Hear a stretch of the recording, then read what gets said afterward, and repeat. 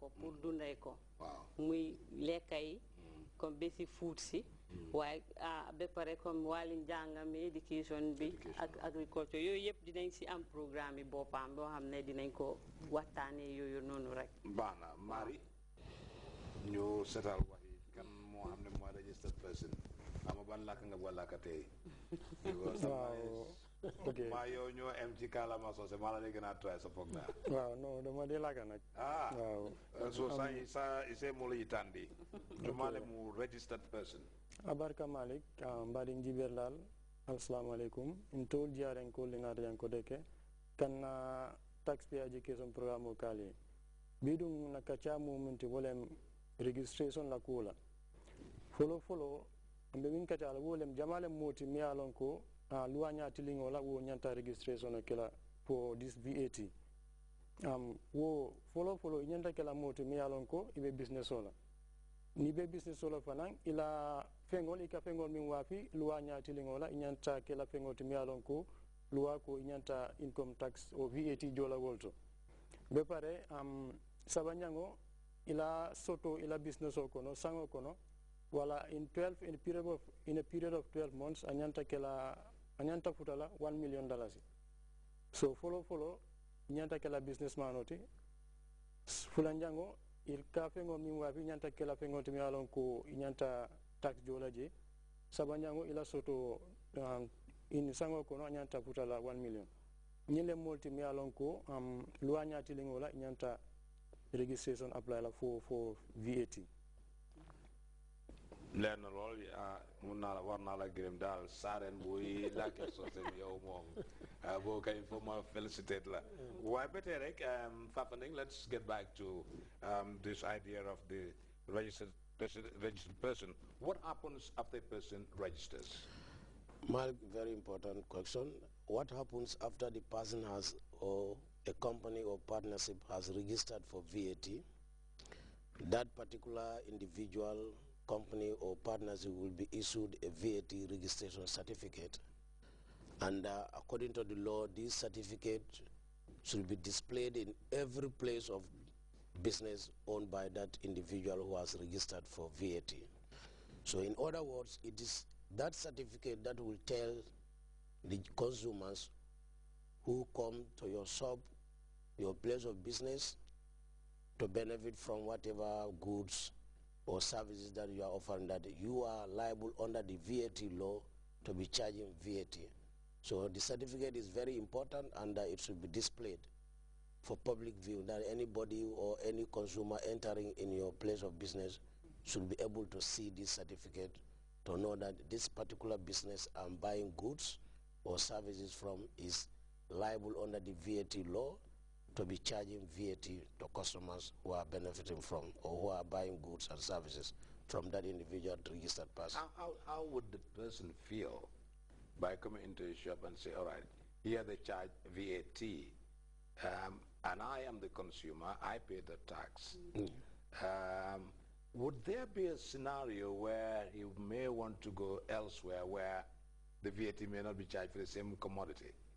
Will there be a possibility? It just slipped my mind in a way. Yeah, the issue here is whether you buy from that particular individual or you buy from a corner shop, one way or the other you are paying this VAT, because the person who has not registered for VAT, anytime that business is making purchases, that business is indirectly paying VAT, and it becomes a cost for that business. We could reflect in the pricing of that commodity that particular business is selling.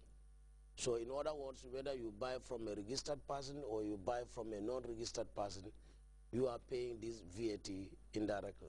It just comes back to what I was saying, the chain walk exactly. sort of a thing. Yeah. All right, Mati, ñu leeral nit ñi loolu ba tey di fàttali ñi ñoo seetaan fii nii ci GRA programme bi ne mun ngeen ñoo oo ci 4373910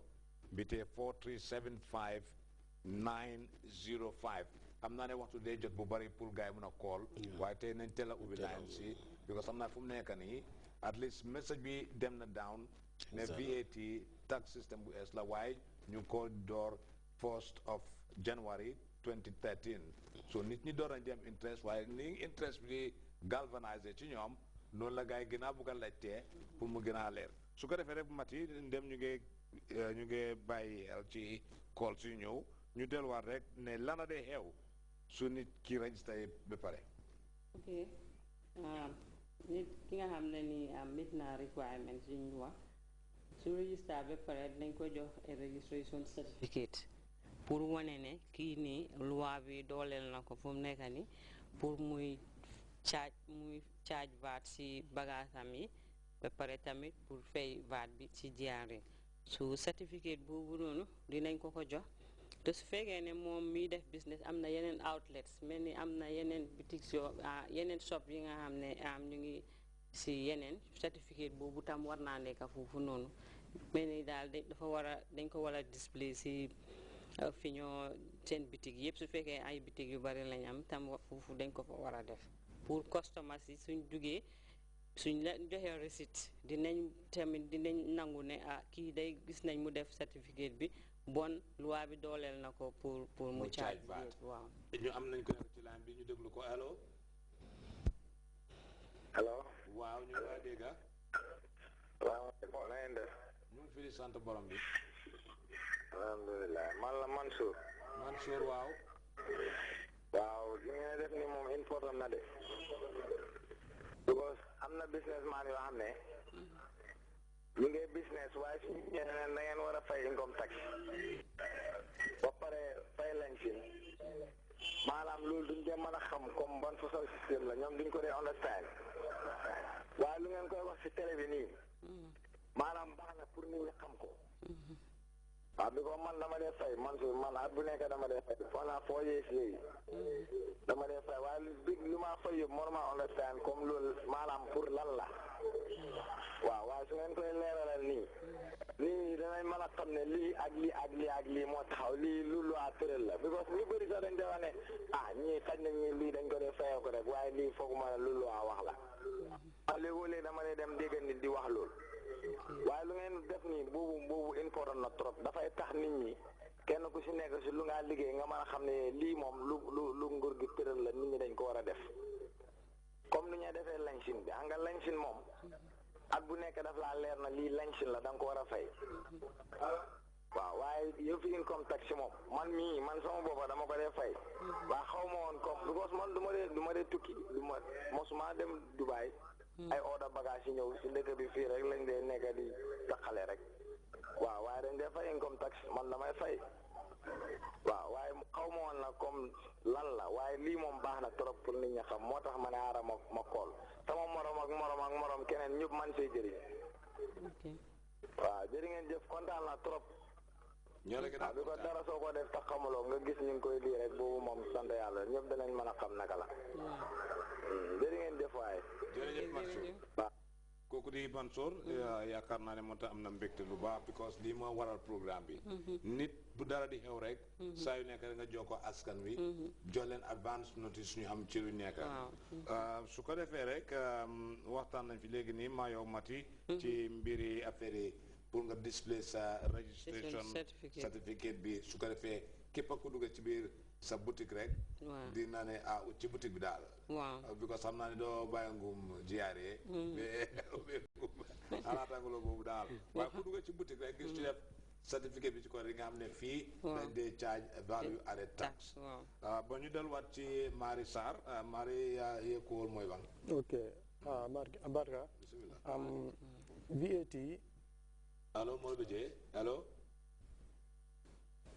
hello yes assalamu alaikum Mr. Jones. Good evening. I want to ask this question. Okay. If you are a VAT, if you are a licensed VAT business person, how would you charge the VAT that you have paid onto your customers, like the business that you are doing? How would you charge the VAT? Thank you. Tafading? Thank you very much for that question. How to charge VAT, the procedure is this. There is a percentage for VAT that you need to put on top of your price of goods that you are selling. Suppose, let's say your price including your profit is